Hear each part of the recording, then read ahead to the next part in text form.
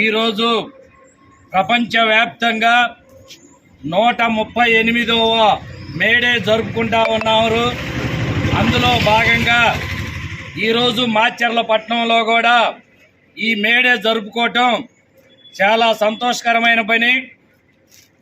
సోదరులారా, ఆ రోజుల్లో లాటిన్ అమెరికా లాంటి దేశాలు శ్రామికుల నుంచి, కార్మికుల నుంచి, శ్రమజీవుల నుంచి రోజుకి 16 గంటల నుంచి 18 గంటల వరకు శ్రమను దోపిడీ చేస్తూ ఉంటే, శ్రమని ఈ పరంగా దోపిడీ చేయడానికి వీలు లేదనే నినాదంతో ప్రపంచ కార్మికులారా ఏకం కండి, పోరాడితే పోయేదేమీ లేదు, బానిస సంఖ్యలు తప్ప అని పిలుపునిస్తే అప్పటికప్పుడు అమెరికాలోని చికాగో పట్టణంలో కొన్ని వేల మంది గుమ్మికూడి ప్రజలు రోడ్ల మీదకి వస్తే ఆ లాటిన్ అమెరికా ప్రభుత్వం ఈ కార్మికుల కర్షల శ్రమజీవులపై కాల్పులు జరిపితే ఒక పక్క నెత్తురు దారులై పారుతా ఉన్నా, అమరులై నేల కొరుగుతా ఉన్నా లెక్క చేయకుండా శ్రామికులు తన ఒంట్లోంచి కారుతున్న నెత్తురులోంచి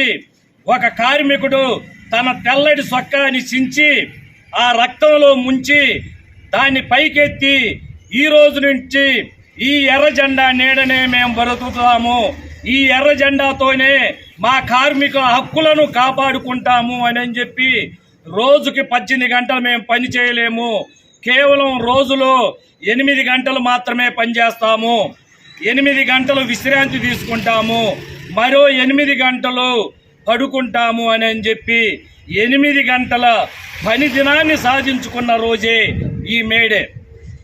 సోదరులారా, అంతేకాకుండా ఈరోజు ఉన్న పాలక పక్షాలు 44 కార్మిక చట్టాలుంటే దాన్ని కేవలం 4 లేబర్ కోడ్లుగా మార్చి ఈరోజు వెనకటి పందాలోనే మళ్ళీ శ్రమని దోపిడీ చేయడానికి ఈ పాలక పక్షాలు భావిస్తూ ఉన్నాయి. అందులోనే ఈ 4 లేబర్ కోడ్లు తీసుకురావడం జరుగుతూ ఉంది. అయితే ఈ 4 లేబర్ కోడ్లకు మేము ఒప్పుకోము, ఎప్పట్లాగే 44 కార్మిక చట్టాల అమలు కావాల్సిందేనని ప్రతి ఒక్క శ్రామికుడు, కార్మికుడు ఇవాళ గలమెత్తి పోరాడుతూ ఉన్నాడు. ఇవాళ కరోనా టైంలో పనులు లేక కార్మికులు ముందు ముఖ్యంగా ఈ టాపీ బేల్దారి మేస్త్రులు, దాని మీద ఆధారపడ్డ సెంటరింగ్ వాళ్ళు, ఇంటికి అవసరమైన రాడ్ బైండింగ్ వాళ్ళు, ఇనప కొట్లోళ్ళు, సిమెంట్ కొట్లోళ్ళు, ఇలా ఈ పని మీద ఆధారపడ్డ దాదాపు 20-30 కార్మికులు బాధపడిన పరిస్థితులు. కరోనా టైంలో పనులు లేక, తినడానికి తిండి లేక ప్రజలు అల్లాడిపోతూ ఉంటే మనం కార్మికుల పక్షాన నెలకి 50 కేజీలు బియ్యము, 5,000 రూపాయల డబ్బులు ఈ కార్మికులకు ఇవ్వండి. ఇవాళ మన దేశంలో బడా పారిశ్రామికవేత్తలకు 15 లక్షల కోట్ల రూపాయలు మొండి బకాయిల కింద రుణమాఫీ చేయించగలిగిన ఈ కేంద్ర రాష్ట్ర ప్రభుత్వాలు ఇవాళ పేద ప్రజలకి కనీసం 1,000 కోట్లు అయ్యే డబ్బులైనా సరే పేదల కోసం పంచిపెట్టలేరా? ఇవాళ ఈ కేంద్ర ప్రభుత్వం శిశు బ్యాంకుల్లో ఉన్న నగదును తీసుకొచ్చి ఒక్కొక్క పేదవాడి అకౌంట్లో 15 లక్షల రూపాయల బ్యాంకులో డిపాజిట్ చేస్తామని చెప్పి ఇవాళ ఇదే పేదవాళ్ళు పని దొరక్క వలసలు పోయి వసూలు లేక నడుచుకుంటూ వచ్చి కరోనా టైంలో కాళ్ళకు బొబ్బలు వచ్చి కొంతమంది సిటికి నెత్తురు గారి, కొంతమంది చివరికి గర్భిణీతో ఉన్న స్త్రీలు ప్రసవ వేదంతో ప్రశ్నించి పిల్లగాళ్ళని చేత పట్టుకొని రోడ్లమ్మటి నెత్తురు దారలై పారుతున్నా కానీ ఈ కేంద్ర రాష్ట్ర ప్రభుత్వాలకు పట్టకుండా, వాళ్ళకు బస్సులు ఏర్పాటు చేయకుండా అర్ధాంతరంగా లాక్డౌన్ విధించి ఎంతో మంది శ్రామికుల, కార్మికుల పట్టగొట్టిన ఇలాంటి ప్రభుత్వాలకి వ్యతిరేకంగా పనిచేయాల్సిన అవసరం ఎంతైనా ఉంది.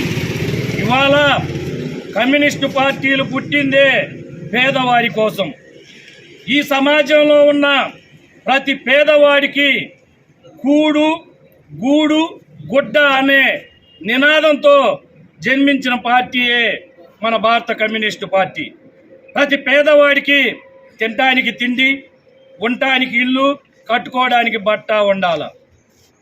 అలా కాకుండా ఇవాళ మధ్యతరగతి కుటుంబాలు వాడే అన్ని వస్తువులకి విపరీతంగా ట్యాక్సులు పెంచి, రేట్లు పెంచి, ఏసీలకి, కార్లకి, ఫ్లైట్లకి ఇవాళ సబ్సిడీ ఇచ్చి, సబ్సిడీ మీద వాళ్ళకి ఆ యంత్రాలు కొనుగోలు చేసే పరిస్థితి వచ్చిందంటే, దేశంలో 10% ఉన్న పారిశ్రామికవేత్తలు ఆస్తులు 100 రెట్లు, 400 రెట్లు శాతం పెరుగుతూ ఉంటే, 90% ఉన్న పేద ప్రజల జీవితాలు అట్టడుగున అణగారిపోతా ఉన్నాయి.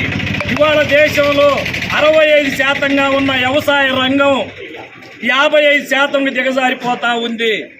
రైతు పండించిన పంటకి గిట్టుబాటు ధర లేక, ఒకవేళ పండించిన పంట చేతికి వచ్చిన దాకా నమ్మకం లేకపోయినా చేతికి వచ్చిన తర్వాత కూడా గిట్టుబాటు ధర లేక, రైతు పండించిన పంట గిట్టుబాటు ధర లేకపోవటంతో అప్పుల ఊబిలో కూరికిపోయి ఆ అప్పులు తీర్చే దిక్కు లేక ఆత్మహత్యలు చేసుకొని చచ్చిపోతా ఉన్నారు. ఇవాళ పేదవాడు బ్యాంకీలో బంగారం కుదవ పెడితే పావలా వడ్డీ అమల్లో ఉండేది కిరణ్ కుమార్ రెడ్డి వచ్చిన కాడి నుంచి. అది కేంద్ర ప్రభుత్వం పావలా, రాష్ట్ర ప్రభుత్వం పావలా, వినియోగదారుడు పావలా పెట్టుకునేవాడు. ఇవాళ రాష్ట్ర ప్రభుత్వం పావలా వడ్డీ ఎత్తేయటం వల్ల కేంద్ర ప్రభుత్వం కూడా మాకెందుకు లేని ఆ పావలా ఎత్తేసింది. ఇవాళ ప్రతి పేదవాడు బ్యాంకీలో బంగారం పెట్టిన క్రాప్ లోన్ తీసుకున్న తద్వారా 75 పైసలు వడ్డీ పడతా ఉంది. అదే బడా రిలయన్స్, అంబానీ, అదానీ దేశంలోనే నెంబర్ 1 స్థానంలో ఉన్నారు, ప్రపంచంలో 5-6 స్థానాల్లో ఉన్నారు. వీళ్ళకి ఇవాళ మొండి బకాయిల కింద కేంద్ర ప్రభుత్వం 15 లక్షల కోట్ల రూపాయలు రద్దు చేయించారు. అదే పేదవాడు బ్యాంకీలో పొలం తాకట్టు పెట్టి, బంగారం పొలం తాకట్టు పెట్టి తెచ్చుకుంటే